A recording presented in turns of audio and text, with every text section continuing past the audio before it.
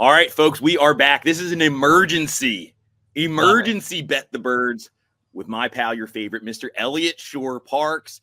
Elliot, some crazy news. 3 a.m. last night, the Sixers now have Paul George. It's official.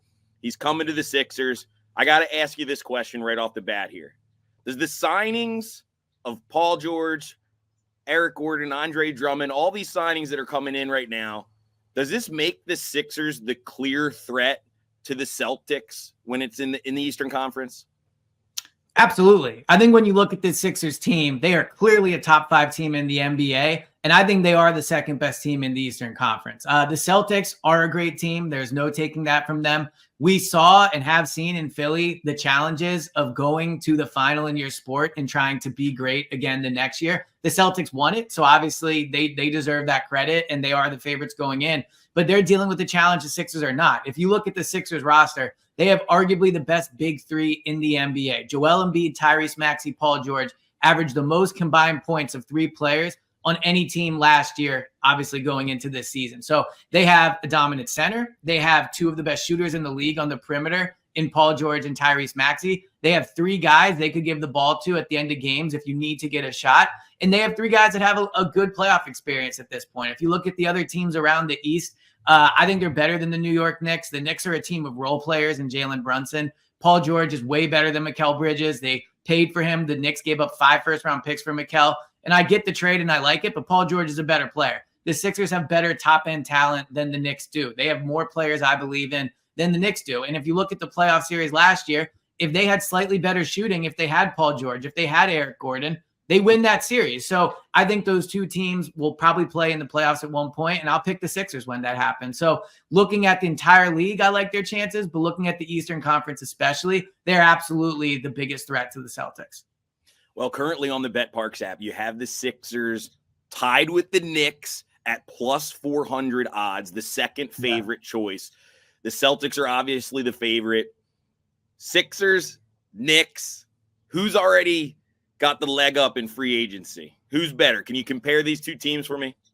Yeah, I think the Sixers are a better team than the Knicks are. I think they have better top-end talent. 3 of the 4 best players between those 2 teams are Sixers. I think the best player between those 2 teams is a Sixer in Joel Embiid. I think Tyrese Maxey can be Jalen Brunson next season, so that could become a comparable discussion. And then you get to the third guy, and Paul George is way better than OG Anunoby. OG Anunoby is overrated. He is a nice role player. He is not an impact player, in my opinion. He's never even made an all-star game, and they gave him a max contract. Mikal Bridges is a really nice player. He fits on a lot of teams. He's a 3-and-D guy. I think he can create his own shot, maybe better than people think. Paul George is a better player than Mikal Bridges. If it's a final possession of a game, I would rather have Paul George having the ball than Mikal or OG Anunoby. And then you get to the rest of the roster. The Knicks have a deep roster. Josh Hart's a good player. Dante DiVincenzo is a nice player. The Sixers have also added players. Eric Gordon is an elite 3-point shooter. Not as good as those guys as a player, but he's a very good role player. They brought back Kelly Oubre,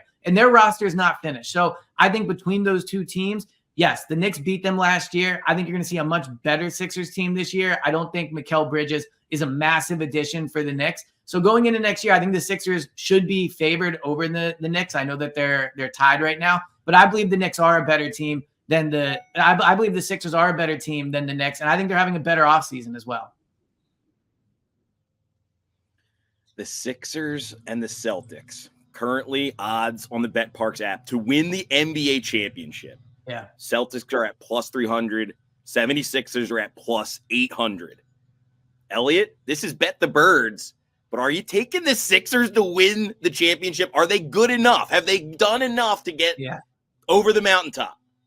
They absolutely have. They clearly have. And if you look at what the Sixers' biggest problems have been in the postseason, I know they haven't been out of the second round, but they're not getting swept in the second round. They're not losing in 5 in the second round. We're talking about 3 or 4 years of if 2 or 3 different quarters or even possessions go their way, then they've been in the Eastern Conference Finals multiple times. They are a good enough team without Paul George to get to the second round.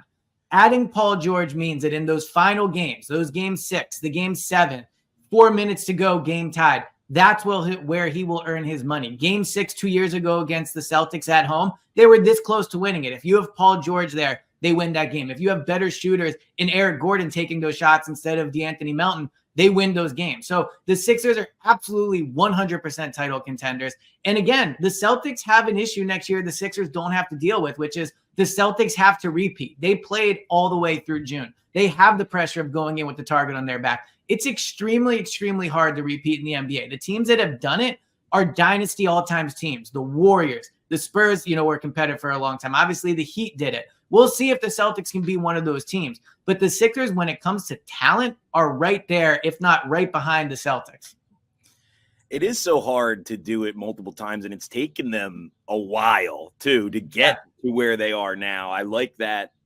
Yeah, you are starting to get me a little excited, Elliot, after all. Come on, you got to be excited. You have that ability to do that to me. But, yeah, Andre Drummond, Eric Gordon, I really like those two signings as like those nice little role players. Who else could the Sixers possibly add? I mean, I know they're not done, right? They're not done. So here's what I would say too about the Paul George signing. If you're somebody that's worried about the Paul George signing, that thinks it's too much money, he's 34. It's 4 years too. How old is he going to be when he leaves? I understand that. But when I look at the Paul George signing, I compare it to another signing that's been made recently in Philadelphia that people are really excited about. I think Paul George and Saquon Barkley are similar signings. If we can all be honest here, giving a running back that type of money is probably not a smart financial decision. It's not something a team should do all the time. It's not something that great GMs do. But the Eagles were in a position where paying Saquon made sense. They're a win-now team. They really want to get 2 or 3 elite years out of him, and they were willing to pay the premium to do that. Probably not a smart financial decision, but he's a great player that makes them better now as they win a title. Is giving a 34-year-old $212 million a smart financial decision? Probably not. It's not something you want to do every offseason. It's not something every team should do. But the Sixers are set up to be the team that should make that decision. They have Joel. They have Tyrese Maxey. It's a winnable Eastern Conference. In 2 years, we'll see how the Saquon contract looks. We'll see how the Paul George contract looks. But right now, I think there were 2 teams, in the Eagles and the Sixers, that were able to make what is probably not a smart financial decision because of where they're set up. So I see a lot of similarities between the two. I thought the Saquon Barkley signing was a good one. I think the Paul George signing is a good one. All right, I'm back on. I'm in. Let's go Sixers. I'm locked in. Elliot, any other takeaways when it comes to these moves? Anybody you see the Sixers maybe targeting in the next coming days? I know it really can't be official until July 6th. Is there any other name out there that could be a splash? I mean, what do you think? And what are the also? Is this the end of B-Ball Paul, you think? It probably is the end of B-Ball Paul, unfortunately. It was a good run. He was a lot of fun. I love the hoodies. Probably the end of B-Ball Paul in Philadelphia.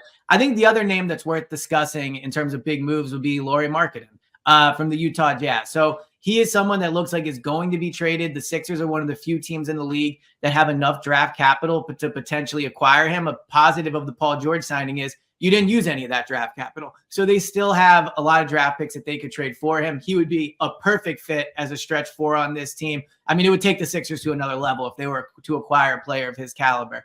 But another benefit of trading for him, if they can pull it off, and I'm not a capologist, I'm not going to get into the aprons and all that. I'll trust Daryl Morey. But if Daryl Morey has a chance to acquire him, it would do something really special for this team. It would give them a win-now core. Embiid, Paul George, Markkanen, and Maxey would be without question the best roster in the NBA.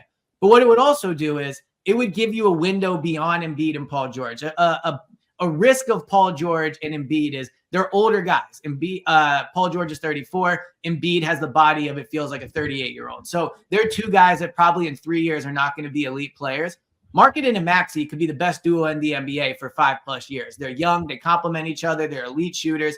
So I would trade all the picks to get Markkanen. I think it gives you a win-now window right now, but it also extends your window and gives you a chance with a second core beyond that. So I'll let Morey figure out the cap gymnastics of it. But if the Utah Jazz are willing to accept the draft picks from the Sixers and B-Ball and however it would work, I would absolutely go with a roster of Embiid, Paul George, Markkanen, and Maxey, and then a bunch of role players, as opposed to using that money and building maybe a deeper roster, quote unquote, like the Knicks might have. I really like the Markkanen ability to just pour it in from 3. He's unbelievable. He's one of the best 3-point shooters in the league. Yeah, that would be now that will get me totally excited. Love it. So I'll be on the lookout for that one there, Parks. We're gonna get after this. So Elliot, one more thing. Now, you mentioned it just a minute ago. Embiid getting a little long in the tooth. Paul George definitely long in the tooth. Mhm. What happens when one of these guys, potentially goes down for an extended period of time? You almost have to prepare for that at this stage in the game with these guys, especially Embiid. Is that something that Morey is coming in, going to try to maybe address with the rest of the free agency signings? And, is Yeah, I mean, Drummond, is that the reason for the Drummond signing, really? so I think Drummond does help as a backup center. He's a great rebounder, more of probably a traditional center than Paul Reed is. But I think when you talk about Embiid missing a lot of time or potentially Paul George missing time, this is where Maxey has to take the next step. Maxey is already one of the best players in the NBA. He's worth every penny of that extension they gave him. Elite three-point shooter, has done it in the playoffs, like completely in on Maxey. Where Maxey needs to show next is if he's the number one guy on the team for 15 games, 20 games, can they go, 12-8 or 13-7 or even, 15-5? Like when Joel's the number one guy, you've seen they can win at a 60% clip, at a 55% clip. When Embiid went out last year, the Sixers did not win at that percentage with Tyrese Maxey. So with the age of Paul George, the body of Joel Embiid, and frankly, Eric Gordon's old, Andre Drummond is old. If they bring back Lowry, he's old. They need somebody to carry them through the year next year. I don't think it's super important you're the number one seed, but it's important you're not the 7 seed. So next year, Maxey's role and kind of what he's going to have to take the next step is being that guy for the regular season. He's young. He's elite. He should be able to win games for him. They need him to carry them through the regular season, get Joel and Paul George to the playoffs healthy. So next year will be on Maxey and showing and taking that next step that he can do it during the regular season. All right, Elliot, that's going to do it for an emergency version of Bet the Birds Sixers free agency edition. We'll talk to you again later this week, and hopefully maybe have a little bit more Sixers talk, and we'll dive into a little bit of Eagles because we can never stops. It never stops. Ever stop. Absolutely. Elliot, I look forward to talking to you, and go Sixers, I guess.